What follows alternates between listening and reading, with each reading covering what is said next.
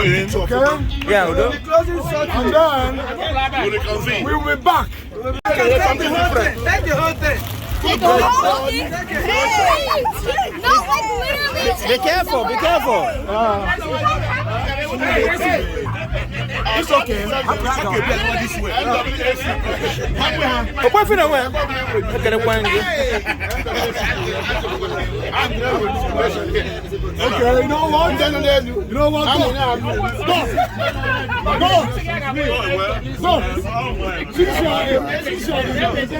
Obi. Yeah, man. You see, my brother.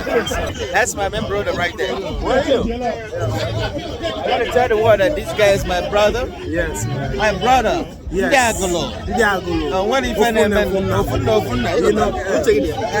You know the vibes. Come on now. Much love. Hope you're reaching out. Make sure yeah, this guy, my brother is a musician, so make sure you support him. And I'm gonna be tagging him on this YouTube, so you can follow him too. Yes, he's on Instagram and YouTube too, right? Instagram, YouTube, TikTok. I'm gonna tag you. So please do, man. So make sure you send it to me. I will. All right. And to your viewers, much love to you guys. This is Noxyb TV. Yes, man. You know the vibe. You know the vibe. All right, my bro. Yeah. How about the way? Okay, no point.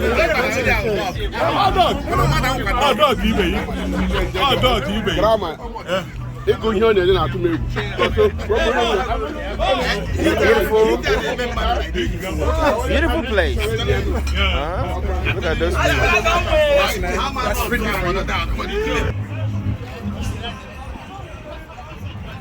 What are we going to do? Noxyb.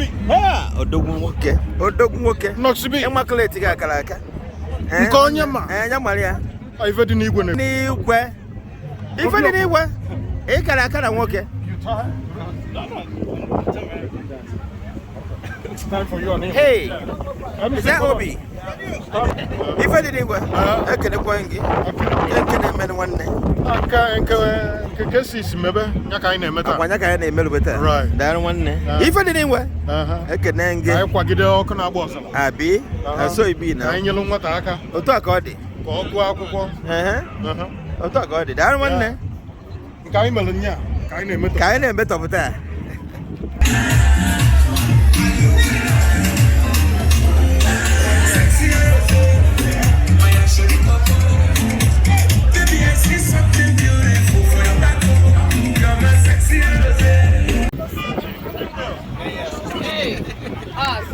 If anyone, Obi original.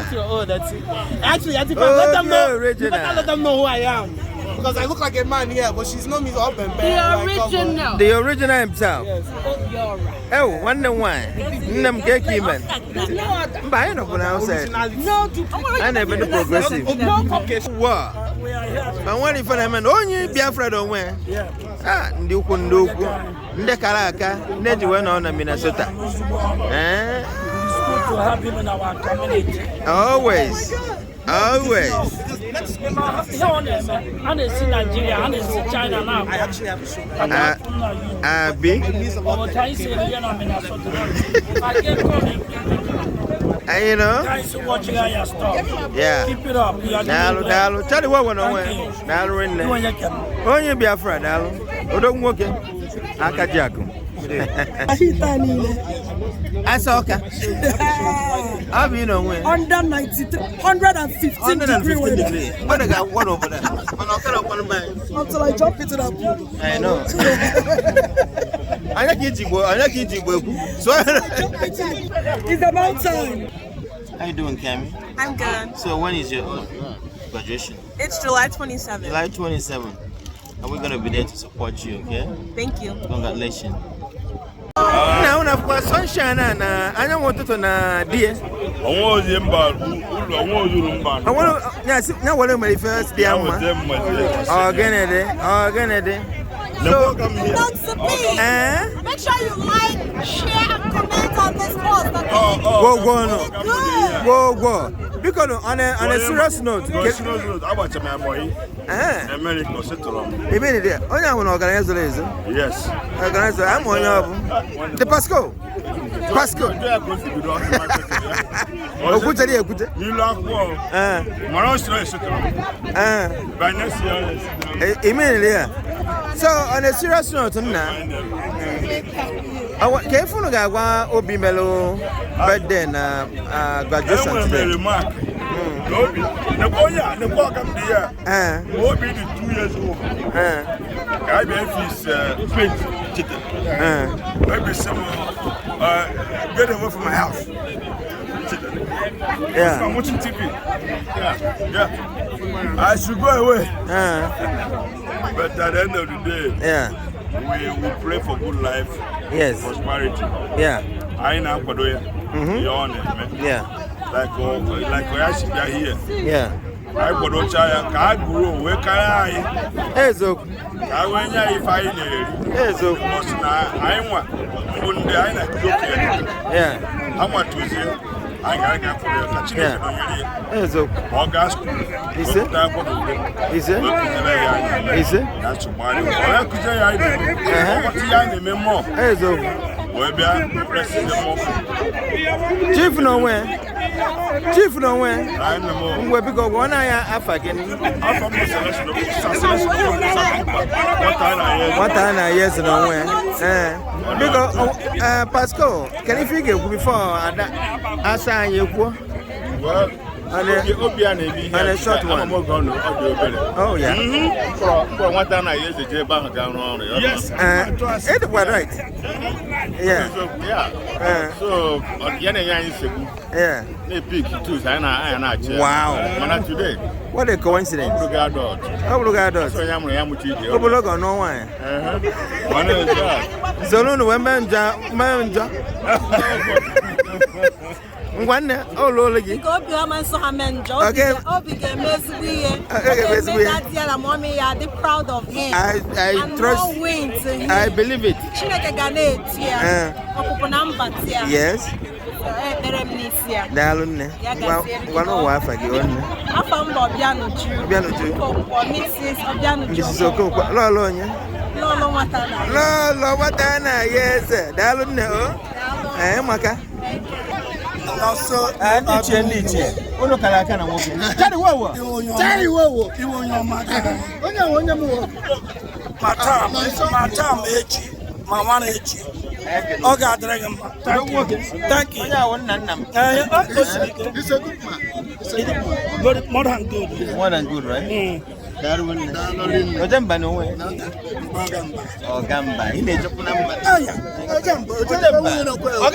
Ojamba na enwe. Ode wiro chacha no. Thank God. Darwin nam. Hello, thank you so much.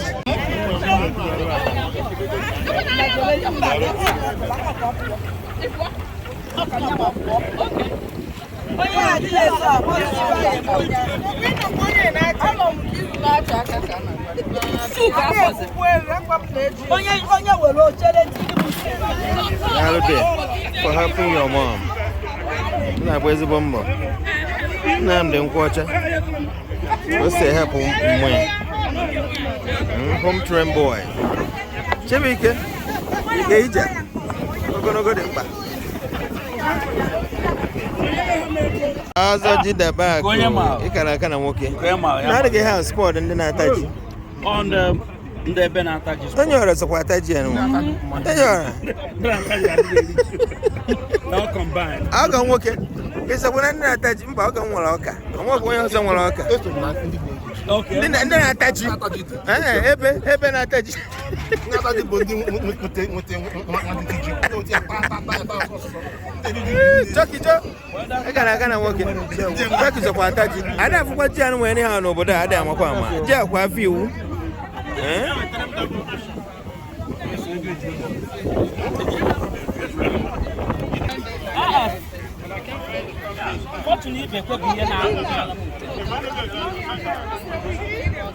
Okay.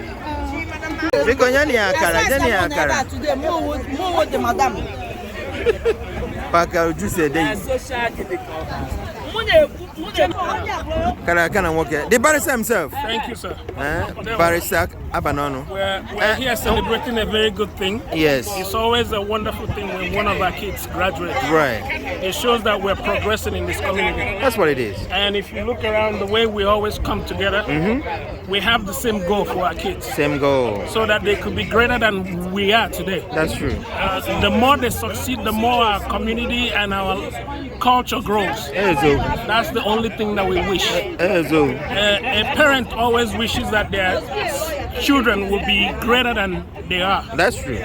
So we thank God for today. Amen. We can't be more appreciative of coming together to celebrate our kid. That's true. We thank God for this. Thank you so much. Thank you so much. Elvis Abanon. Elvis Abanon. Elvis I get here barrister. The barrister himself. Darren. Yeah. I lucky come for you. The lucky man in town. Yeah, key man. And I shine.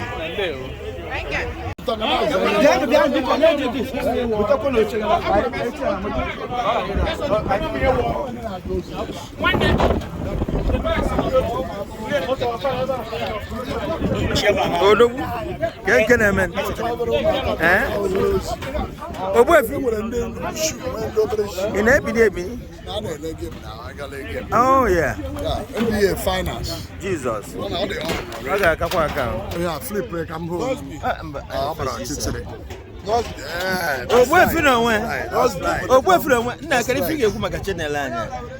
Let me tell you, the enemy cannot feel. Colombia man up there. What are you not talking? When it's here, you cannot find. Focus on Mona Sammy. Focus here. Mona Sammy because now on your press, I just told me. I'm not wasting me. Let me tell you something. Tell me. Can I have a video? Noxyb TV. I'm going to go to Noxyb in the last 3 years. More than that. Let me tell you. If you know, you know, on a banana.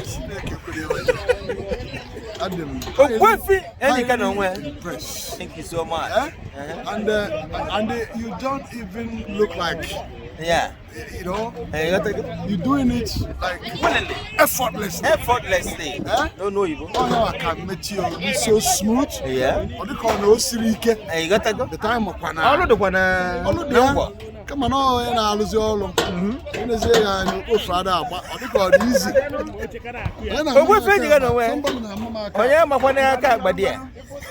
So build down to see. Thank you so much. And I fuck again if you China. Thank you so much. If China, you go, I appreciate you. China, and I the car. And I check it. I forgot to so this is some car for me because then I'm working. I can work on it. Of course. Because you're up. I feel we're going to Castle working. Nobody from Wakabano. And the progressive river.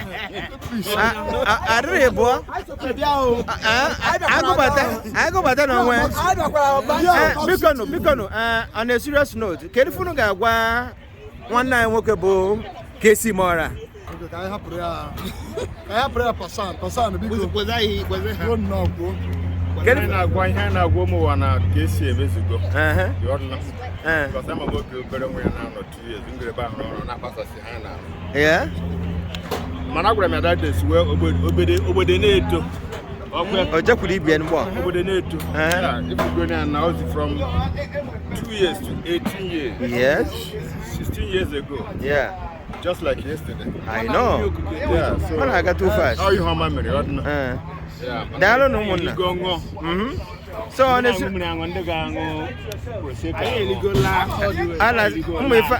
Mandolona Mando Lily. I can almost any about progressive nowhere. Of course, African. Away from nowhere.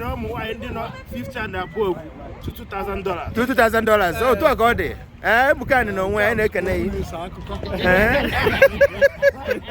Darren, thank you so much. Darren. Party. I want one touch. And Casey. Now when? Now Obio. Yeah, Obio. You see? He came from a good family. Oh, it's over. The father is a famous man. It's over. He's a nice man. Oh, yeah. And a smart guy. Very, very. He can go anywhere he wants in the whole world. Yes. The father is with him. It's over. So I'm so proud of him. Yeah. That you have such a father. Yeah. A nice man. Yeah. A man that cares for him. Yep. And care for his community. It's okay. Darren. I'm so happy. Yeah. That today is a graduation party day. And birthday. Yeah. So I'm proud to be here. Yeah. My wish for him is to be a good man. Yeah. Going into higher institutions. Right. To be the best of all. It's okay. Because his father is smart. I want him to be smart too. Yeah. And his father is good man. Right. I want him to be good. Right. More than his father. Yeah. So I wish him good health and happiness. Thank you so much. And success. All his academic career. Endeavors. Thank you so much. Thank you. Afam Sam Ozue. Ozue me Nanimo. Akunesubi ke one. Nanimo. Sam yoyo. Ayakene Darren. Okay. Na gan kene men wa gono we. Udoke kimelo. Edoka wo na doka. Kwetokosele. Nkwetokose. Onye lo uko nene. Why go can you figure a work is where Melo birthday and graduation time? Massey Casey. Congratulations, it's not easy. Yes. It simply means now he's very soon our grandpa. It's about grandpa. So it's why we are I mean congratulations because although he's I don't want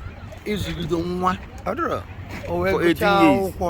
18 years. A lot of things put in a pocket here. Of course. But you did what you supposed to. Your father did for you. Yeah, you know be young now. Okay? Yeah. So congratulations. Yeah. If you mad na be belewo. I'm working. Ka omutanwa. So onwa ya. Ka nwa emegonu. Ka ya zo akwe. You have pay your dues. So wait. My prayer that America will not change him. No. Will remember where he come from. Very important. Now he won't Biafra. Biafra. Okay. I like him. My prayer. Yeah. Na Obi Ajolong. Yeah. He negunka. He said. Obi Ajolong. He said. Ya won ife ayeji wala amato ezi ife. He said. Na America. Na Nigeria. Most especially Biafra land. Biafra land. Ogadre ya ma. Aye dozi kono ba ya. Iwu na idozi begwe. Wa go no we. Omu wa won. Ege kwanti o. Mu wa won ye loko jilanya. Quotalization. Ndalo loke megogo na ekpe. Anya we funu bo. Aha you have biko. You can fight me. There's one thing you cannot tamper. The special grace of God upon my life. You don't touch it. If you touch it, it is grace. The CEO Wagwata Motors Limited. The CEO Wagwata Properties and Home Limited. Thank you. The CEO Wagwata Mortgage Bank. Whether you like it or not. Abone enda fuzo. Ega no nante. Wa ko kwana nya afagene no. Afamowo. Okechukwu Kinsele Chukwu Keme. Yeah. Onye no n'isi oche.